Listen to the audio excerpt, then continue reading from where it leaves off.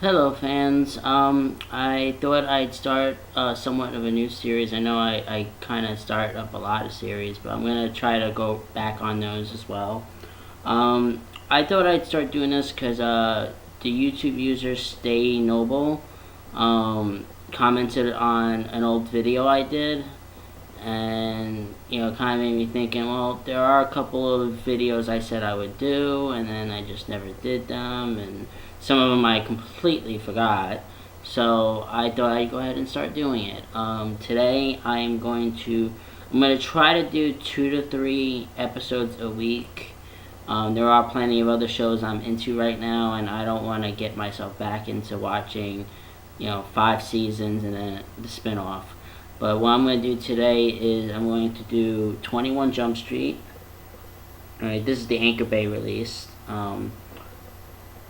Alright, and I'm going to do episodes 1 and 2, called The Pilot, or as I call it, 21 Jump Street, because actually that's what it's called in the episode. I don't know why it's called Pilot on this.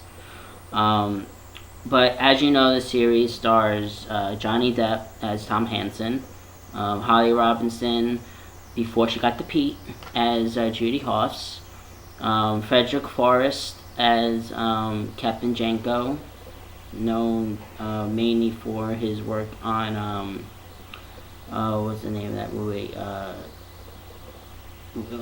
Falling Down with Michael Douglas. He plays this uber racist. There's also Peter DeLuise as Penhall, who is the son of Dom DeLuise, as I'm sure plenty of people know. He also has a brother named Michael, who joins the series later on in the 5th season.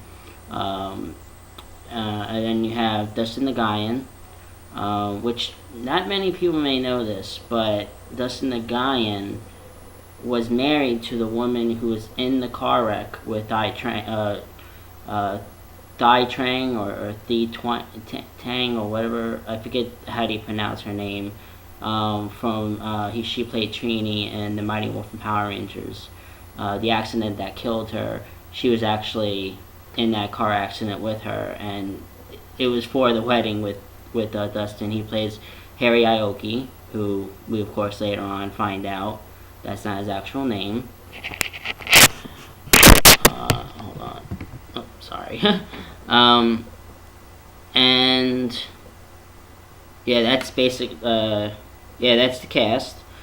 And the episode 21 Jump Street, which is the pilot, it's a 2-part pilot, and it has a couple of pretty noticeable guest stars. Barney Martin is in the episode as Hanson's partner before he goes to Jump Street Chapel.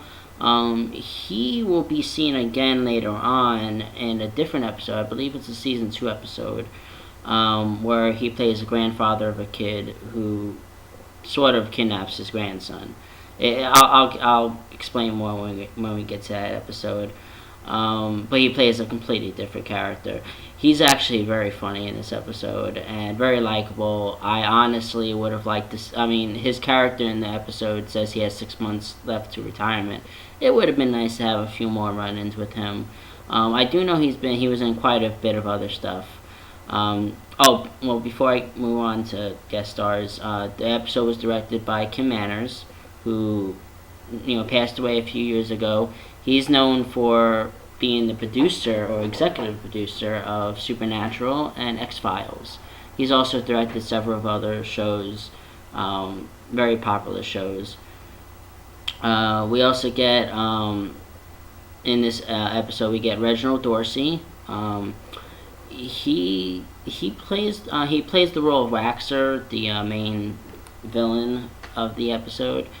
And he does return in a future episode. There's actually 2 episodes that are kind of semi-sequels to this, but they're different stories. They're not like another 2-parter. They're 2 different stories. And Reginald Dorsey is one of those characters. He plays the role, I would say, pretty well. It starts off kind of campy in a way, the way his dialogue is. a lot of the acting in the episode is somewhat overacting a bit. I will say, I did enjoy the episode, but if it was a show for today, it probably wouldn't have been picked up. Networks nowadays don't have the same fighting power to keep a series alive like they did back then. And this show aired on Fox when it was still a new, kind of the baby station. It was during the era between '87 and '92 where a lot of jokes were made for the series for the shows on that. But this was one of the first legit series that they managed to get. This, The Simpsons, and I believe Married with Children. Francis McCarthy guest stars as well. He makes recurring appearances throughout the series. Not a lot, but quite a few. As Johnny Depp's captain before he goes to Jump Street. And we also get Blue Mankuma, I think that's how you pronounce it. He plays the character Breeze. He's not. Let me check. I'm also looking on Wikipedia and IMDb just to kind of give you guys a little bit more info on some of the cast.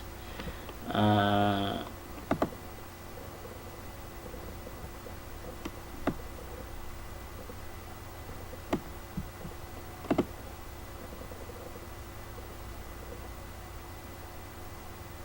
think it's Blue Mankuma. That's how you pronounce the name.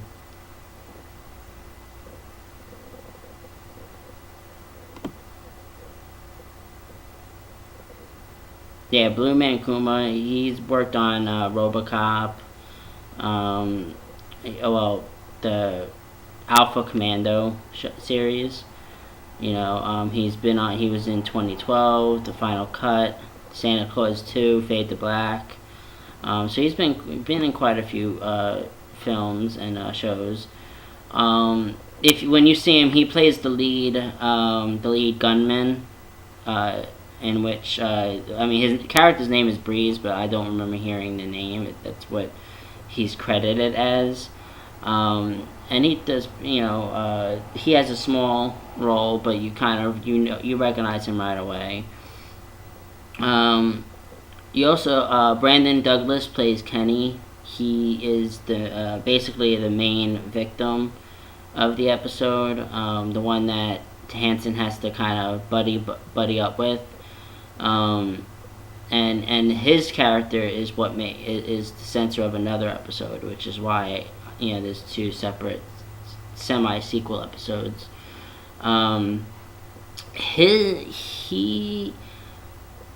He's definitely a better actor in the second episode that he's in, because in this he's very overacting in the worst way. I don't know what it was about him that made the casting director go with him, but he does better in the other episode. But he's also not in the other episode that much. His character's the reason for the episode to happen, but then other stuff goes on. We do get an interesting cameo. It's a very one-off cameo, and I don't know if a lot of people kind of noticed it. Garry Chalk.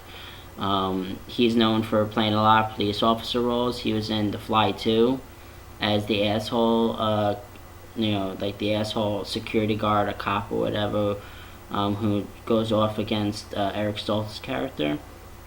And one other kind of side note is Jeff Yeager. I believe he's the son of Kevin Yeager, the special effects creator of like Freddy Krueger's Nightmare 3 look and Chucky and all that. He played Tom Hanson for, I guess I would say, a good halfway through the episode before he was recast for Johnny Depp. However, I don't know if those scenes actually exist anymore. I've never seen any. I haven't seen any of the footage. You can't go on YouTube to find them out or anything like that, which is disappointing, because I would have liked to see what he does with the role. Okay, well, now that we got all that out of the way, basically what the episode is about is Kenny Weckerle. His family's having dinner, and these two men, who we find out later on who they are, breaks in and basically makes a scene with a shotgun and threatening the family. And Hanson and his partner are called on the scene after they have left, and it basically they seem to know Kenny, but Kenny is very kind of offish about who these guys are, and and what his business is with them.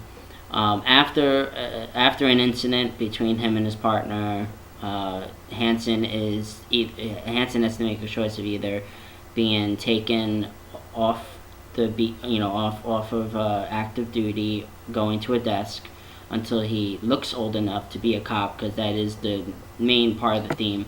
This is where the comedy is that I think that the movie takes from the show. It's not a big part of the show. This is why I hated the film. I was not a fan. Some of the jokes were funny, but I wasn't a fan of the film because it was basically a parody of itself. And I'm guessing I'm hoping that's where they wanted to go with it. But I was really disappointed in the returning cast members going into that film, because they knew very well that this was a parody of it, and I honestly would have liked to see a more serious take on it, like the show, because the show was very dramatic. But moving on, he decides to go to Jump Street, which is where Captain Janko and the gang go to, and he's very stiff at first. Like, you can tell he's very, by the book type of guy. And you'll see as the episode moves on that he becomes more and more at ease. There's actually one scene where he's eating pizza with Janko in a regular outfit. Like, he's not, he's in a suit, and then later on he's in his cop uniform. Basically, it goes from him being very stuffy, like a businessman, to being very just casual and carefree, like any normal person.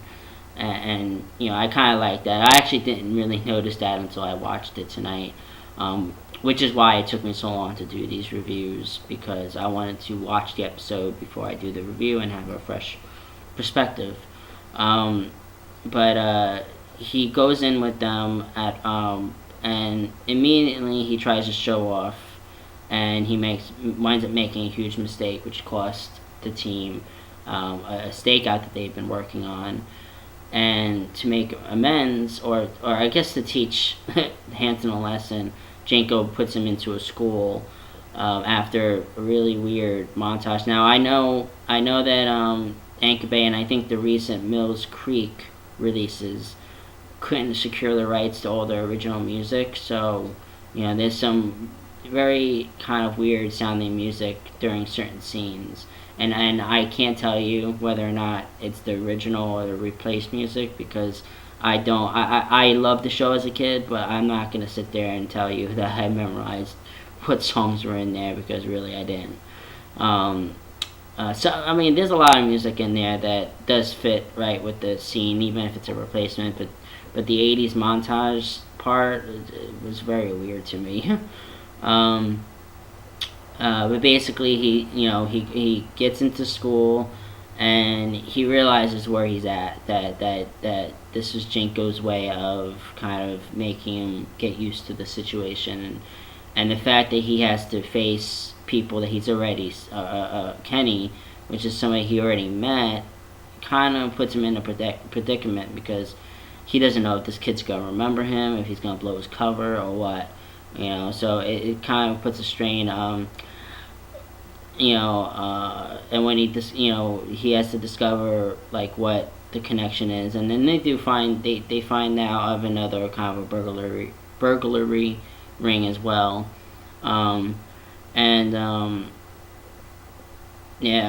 Basically, the story goes on from there, and they have to find a way to get everything settled and make the arrest and all that. And I don't want to spoil it too much for you, Um, but yeah, the episode, like I said before, if it was a show for today, this pilot wouldn't have made the studio pick it up. Not because it's a terrible episode, but because it wasn't like this is definitely an episode that wouldn't generate the live viewings that a lot of networks would like. You'd probably get like a 4 or 5, and considering it's a 2-part episode, you might see a fallout by the second, because really this episode was not meant. It just didn't feel like it needed to be 2 parts. Back in the 80s, there was a lot of pilots that were 2 episodes, because that's the best way to tell the first story. Like this way, if it doesn't get picked up, you still get a good amount of the character development and everything else, and it's a pretty good TV movie then. This had enough character development, I would say. I mean, it's more about Hanson than anyone else. I like the Captain Janko character. He's kind of very fun, but there's moments when he gets very serious, and it's just like, whoa, that whole hippie sound or whatever is kind of out the door. The acting from the main cast is actually really done very well. And right off the bat, you immediately like these characters, especially Penhall and Aoki, because they're very kind of brush off the character type of guys. And Judy she's just beautiful. But she's got like a spark in her, and I've seen recent interviews with Holly where she talks about her hairstyle. I don't mind the hairstyle. I mean, she's got this really big hairstyle later on in the series that's definitely like a show of the time. But in this episode, she looked fine. There is one moment that I wanted to bring up. Penhall says at one moment that his mom is Jewish, but he doesn't mention her in the past tense, which later on you find out there's a reason why it should be for the past tense. And then Harry Aoki responds with that, saying that his father's a priest. And neither turns out to be true as far as I can remember. But this could have also just been his joking ways, because he was kind of joking with him at first. But, if it wasn't, then that is a continuity error. But, at the same time, it probably was meant for that. And even if it wasn't, there's no proof that, that it wasn't. So, so you can just say that as well. But, there's really nothing much more I can say. Like I said, the guest stars, aside from Reginal, Dorsey, and some of the adult actors, they did pretty well. Like I said before, Reginal was a little off at first, but he grew into the character, it seems. Kenny's character is the only thing I really had a problem with. Besides his character itself, he's very over the top. And it takes you out. Like, you can tell right from the start of the episode, the way he yells at his parents, to stop. It's like, oh my God, it makes you want to cringe. But like I said, the next episode that he's in, which is, I think both episodes that continue kind of from this episode, or calls back to this episode, are both in, I think, season 2. I'm not sure if the next one is necessarily in. Yeah, I think it's in season 2 or season 3. But if I had to give the episode a rating, and now I'm not guaranteeing I'm going to remember to give each episode a rating, but I will try. If I were to give this episode a rating, I would give this about probably a 3 out of 5. For the 80s, it's a decent enough start to the series, and this goes to show you, don't just cancel it because you don't get what you want right away, because this show grows very well. The characters grow very well, the storylines mature. Just like any series, you gotta start out as a baby and you gotta grow up, and a lot of networks don't give shows a chance anymore to do that. But like I said, 3 out of 5.